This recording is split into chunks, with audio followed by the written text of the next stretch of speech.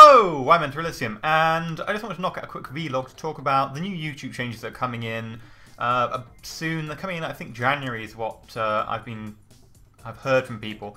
So let's talk about what they are, because I've heard loads of rumours and speculation, and people blaming networks and people blaming YouTube and false things and true things, and lots of rage really, and a lot of it is misdirected in my opinion.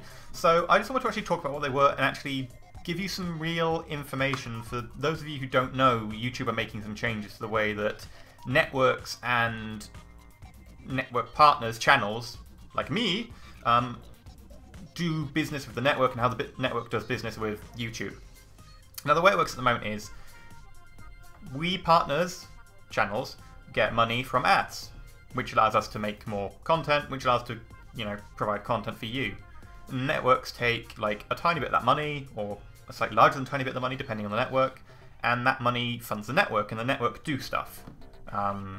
More or less depending on the network. So some networks do stuff like helping partners do branding and stuff, and some networks just don't do all that much. But what they do is they can help you out in a pinch, and stuff like if you get copyright claims, then they'll help you back you up on them.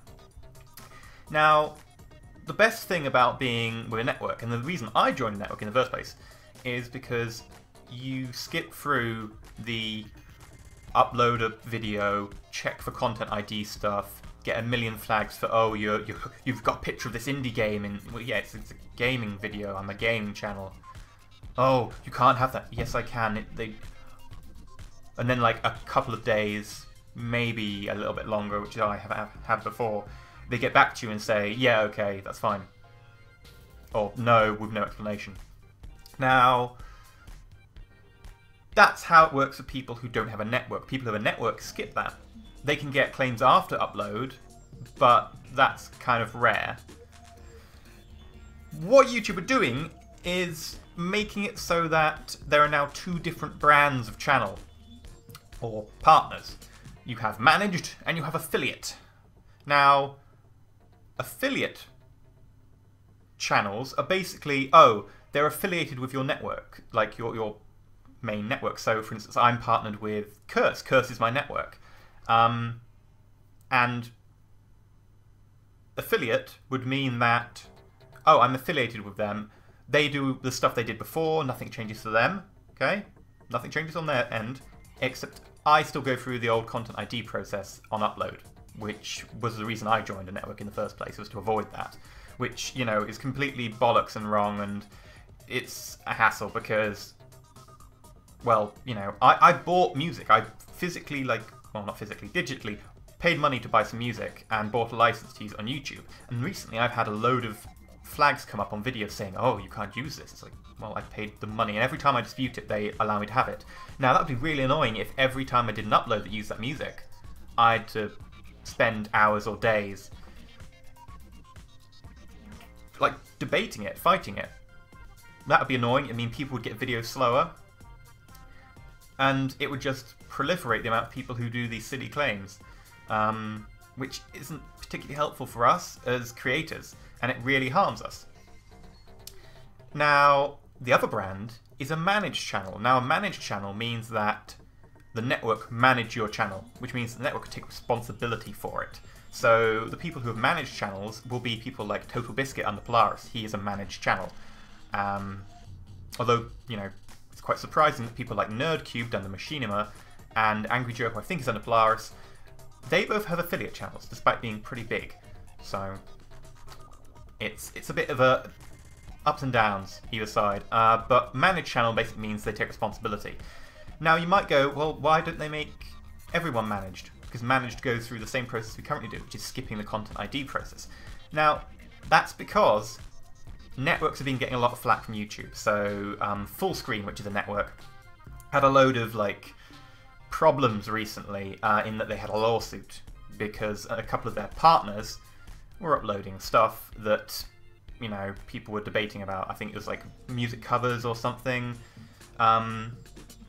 And they had a load of issues on that half. So YouTube have gone, right, networks have to take responsibility for their partners. So you can either make them affiliate, which you don't take responsibility for, or managed, in which case you take responsibility for them. Now, people are going, oh, why don't they make everyone managed? Curse is actually making the vast majority of its partners managed. They say that's because they have a more intensive checkover process when they allow you in than most networks. But the vast majority of networks are making everyone affiliate, or at least the vast majority of people affiliate. For instance, like Polaris is making people affiliate. Everyone in Maker, I believe, is making people affiliates. So that's like RPM and stuff. But people are going, well, it's the networks, so why aren't they making people managed? Well, the reason is because the downside of managed, and this is what YouTube is saying, is you take responsibility for them. If they get copyright strikes, we're penalising the network. And the partner as before, but we are going to hold the networks accountable.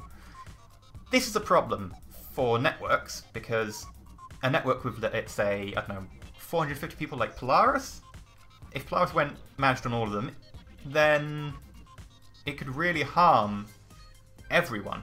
And Polaris is pretty cliquey. I mean, if we went for something like RPM, which is a lot bigger, can you imagine the amount of people that, if RPM got everyone managed, they're like thousands of people partnered under them. The penalties for having copyright strikes appear on a channel that you manage are pretty severe, and they affect the entire network. Now, I won't go into them, but they're way too much to just say, well, you manage this channel, so we're going to penalise you and everyone if they get a copyright strike. Well, the theory is that it will mean that networks have to take accountability for people.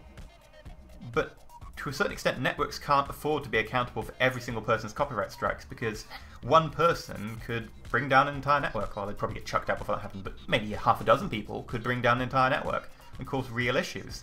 And half a dozen people in a network of thousands, and the majority of networks do have thousands of people when we're talking about these big networks, that ruins it for everyone. So when people are going, oh, the networks, why are they making everyone affiliate? It's so unfair. It's not really, because they are taking massive risks. If they make everyone managed, they are taking massive risks. Cursor saying they can manage it, fair enough, but I still am a bit dubious either way. Like, I wouldn't want to be affiliate, because the content ID process is completely bloody awful, and I don't want to, like, well, I do want to be managed, but I am very wary of being managed with networks, because if they're making everyone managed, then there's like entirely possible that we can have real problems occur. So it's not the network's fault. It's YouTube. And why are YouTube doing this in the first place? Why are they allowing people to content ID these things and that and the other? Well, it's not legal reasons, because the Digital Millennium Copyright Act, DMCA, provides safe harbor in saying that basically, like, YouTube, it's not your fault if someone uploads a Katy Perry song or a Metallica song or whatever. It's not your fault that someone uploads that. That's, you know, the person who uploads it's fault. It's like, I don't know, it's like me going into a shop, putting down a stolen radio on a shelf and going, see, you've got a stolen radio there, you're doing something wrong. No, it's the fault of the person who puts the thing there.